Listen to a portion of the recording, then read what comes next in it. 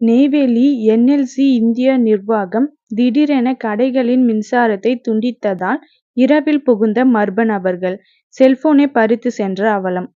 கடலூர் மாவட்டம் நெய்வேலி என்எல்சி இந்திய நிறுவனத்தின் கட்டுப்பாட்டின் கீழ் பே டே பஜார் இயங்கி வருகிறது. இங்கு உள்ள 245 கடைகளில் வணிகர்கள் மாதந்தோறும் சம்பள தேதியான மாதம் 1ஆம் தேதி முதல் 14ஆம் தேதி வரை வியாபாரம் செய்து வருவது வழக்கம். இந்நிலையில் நேற்று இரவு திடீரென 245 கடைகளுக்கும் செல்லக்கூடிய மின்சாரத்தை என்எல்சி நிறுவனம் துண்டித்துள்ளது. இதனால் இரவு முழுக்க கொசுக்களிலும் இருளிலும் வணிகர்கள் இருந்துள்ளனர்.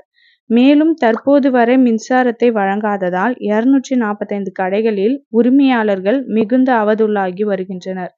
மேலும் நேற்று இரவு மின்சாரம் துண்டிக்கப்பட்டதால் சிறுநீர் கழிக்க சென்ற இளைஞரை மிரட்டி மர்ம நபர்கள் செல்போனை பறித்து சென்றதாகவும் கூறப்படுகிறது. உடனடியாக என்எல்சி நிறுவனம் மின்சாரத்தை உடனே வழங்க வேண்டும் என வணிகர்கள் கோரிக்கை விடுத்துள்ளனர்.